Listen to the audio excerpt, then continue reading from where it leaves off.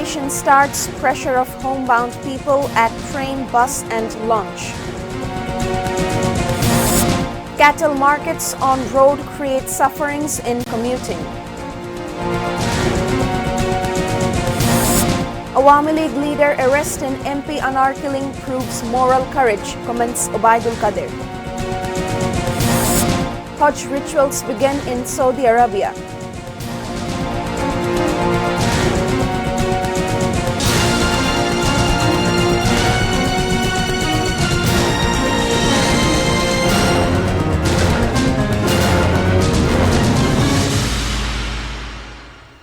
Those were the headlines. You're watching ATN News. Good evening, viewers. I'm Rubab Ahmed with English Bulletin.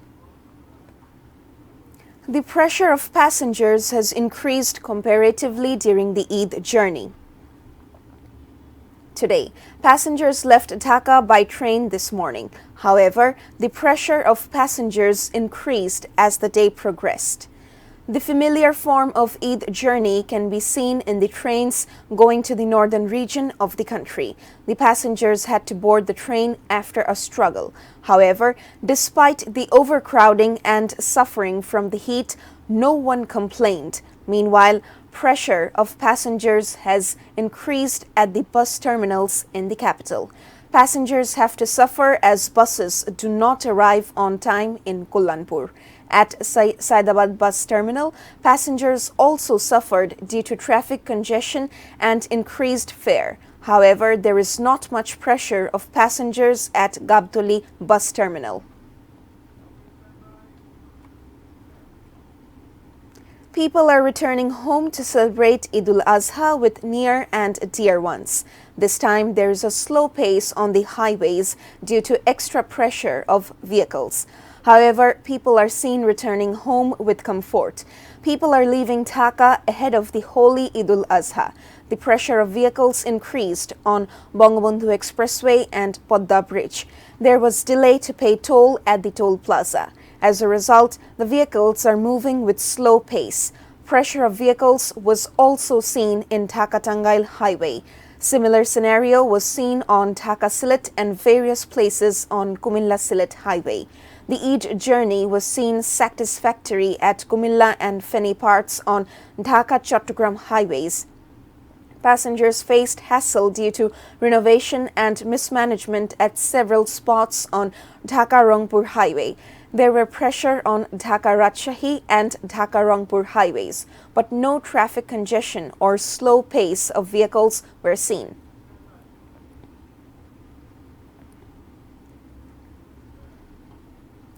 Ignoring rules, most of the cattle markets have kept sacrificial animals on road. Local residents are suffering much, although the Inspector General of Police chief reportedly warned under no circumstances will street stalls be allowed. Police, RAB and City Corporation warned against keeping animals on roads except in the designated area of markets. It was said stern measures will be taken against them if police are involved in mismanagement of cattle markets. Traffic is almost stopped due to cattle being kept outside the market. The lessees admitted to keeping cows on the road on the pretext of not having space in the market. If cows are kept on the road, those who will take action are sitting in the lessee's office and passing their time. In 2 cities in the capital, 20 animal markets have been set up permanently and temporarily.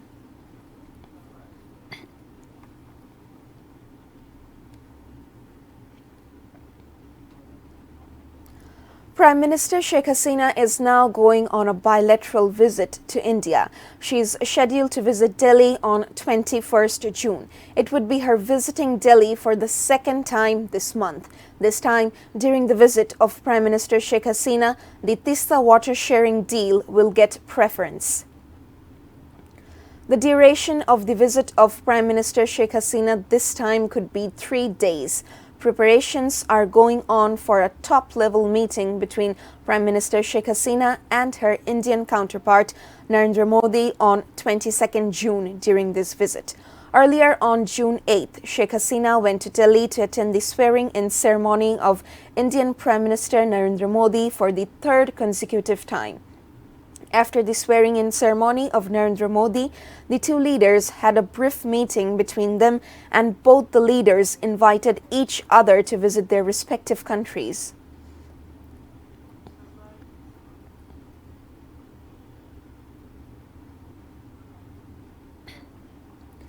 Jhinai District Unit Awami League General Secretary has been arrested in connection with the murder of lawmaker Anwarul Azim, as the government has moral courage. Awami League General Secretary Obaidul Qadir made the comment at a press conference at the Dhanmondi office of the party on Friday morning.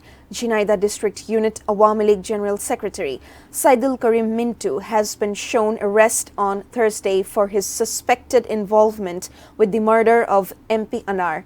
Court has granted his 8-day remand on the same day. Replying a question regarding the matter, Obaidul Qadir said DB police arrested Mintu as it found his involvement. However, now it is too early to make a final comment, Obaidul Qadir added.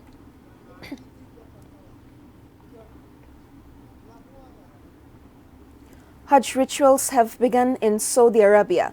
Wearing their ihram or white unstitched cloth, pilgrims have begun walking on Mudi Mina to the first leg of Hajj. The main ritual of Hajj is performed on the 9th day of Jil-Hajj. Pilgrims start their journey from Mina to Arafat. At this mount, Muslims ask Allah for forgiveness and supplicate themselves. They offer two prayers, Zuhur and Asr, together. After sunset, pilgrims leave Arafat for Muzdalifah, where they offer two more prayers, Maghrib and Isha, together. They spend the night under the open sky and collect pebbles for the stoning ritual in the Muzdalifah. They leave the town on the morning of the 10th day of Hajj. The pilgrims head to Makkah to perform the Tawaf and Sa'i, and then go back to Mina to throw stones at 3 special pillars. The end of the stone ceremony calls for animal sacrifice.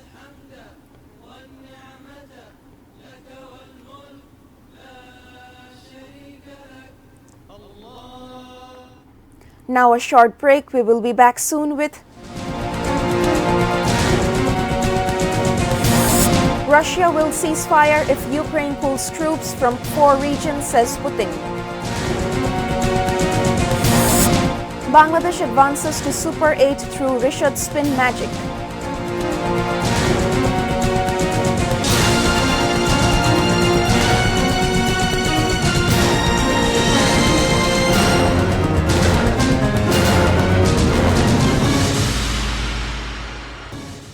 You're watching ATN News. This is English Bulletin. Dengue treatment is close to home, but many people do not know. Free dengue test and treatment are provided at the city health centers. Both the city corporations of Dhaka Data collect data on dengue patients from them. Although the dengue season started from the 1st of July, dengue patients have been found since January. So warning on the matter has been issued repeatedly. However, the statistics of dengue patients are not the same as those of the city corporations and the health directorate. The health directorate collects information on dengue from the hospitals. The hospitals and the city corporation get information from ward-based urban primary health care centers.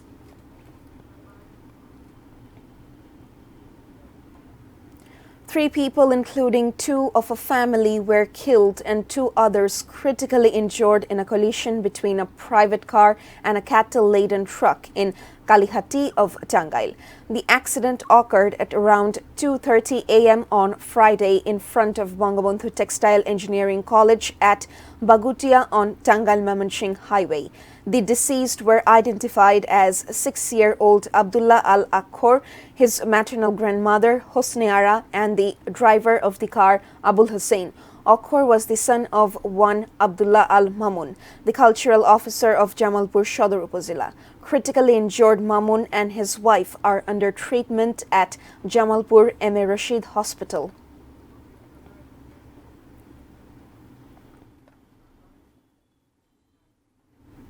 Viewers, we will take a short break. Stay with us.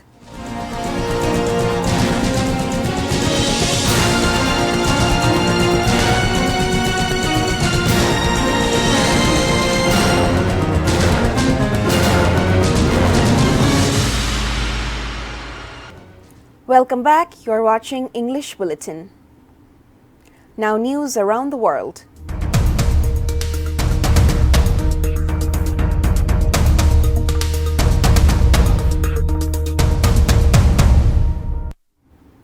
Russian President Vladimir Putin has said his country would end the war in Ukraine only if Kiev agreed to drop its NATO ambitions and hand over the entirety of 4 provinces claimed by Moscow. He said this in a meeting with Russian Foreign Ministry leadership in Moscow. He set out a series of conditions wholly at odds with the terms demanded by Ukraine.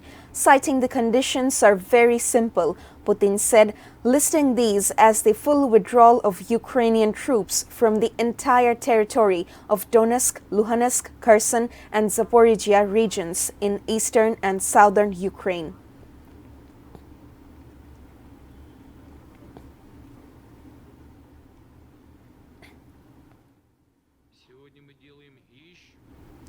Israel has continued to intensify attacks on Gaza amid uncertainty of ceasefire resolution passed by UNSC. Their forces have carried out several deadly attacks across Gaza, killing 7 people, including 3 women, in a home strike on Gaza City. Apart from these, 3 Palestinians have been killed as Israeli forces stormed West Bank's Gabatia town and 1 child killed in Burij refugee camp bombing. However, the situation of Gaza City remains quite difficult with ongoing aerial bombardment and constant artillery shelling. Israeli forces are pushing deeper into southern Gaza, mainly in Rafah City, with Shabura refugee camp, as fighting between Israeli forces and Palestinian fighting groups continues.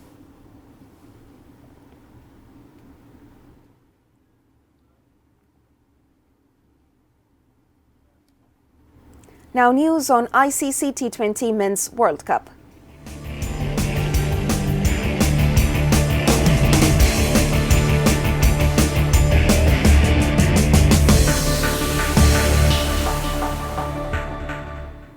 Bangladesh rode on to Super 8 through Sakib's heroic batting and Rishad's spin magic after thrashing Netherlands by 25 runs in their T20 World Cup clash. Tigers have fixed up a remarkable comeback victory over Dutch, enhancing their prospect for Super 8 stage of the T20 World Cup. All-rounder Sakib played pivotal role, scoring 64 of 46, an undefeated 50, which was coupled with Rishad's tight bowling performance for 33 by 33, leading Bangladesh to 25-run win, while defending a total of 159. However, the victory strengthens Tigers' second place standing with 4 points from 3 matches in Group D. Also has knocked out Sri Lanka's faint hope of advancing to Super 8 round. Netherlands remained in 3rd place, having accrued 2 points from their 3 games. Straight back. Oh, he's gone, he's gone. Tanzim Sakib. Before ending the bulletin, the top stories once again.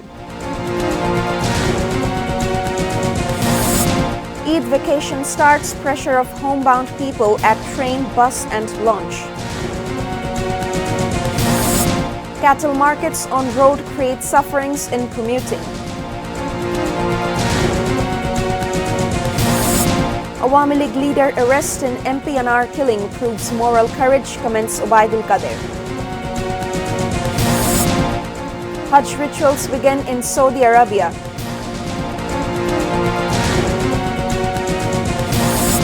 Russia will cease fire if Ukraine pulls troops from 4 region, says Putin.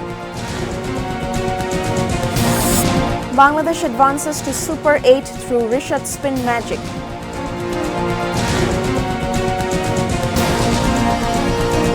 That's all from the newsroom for the moment. Thank you for being with us.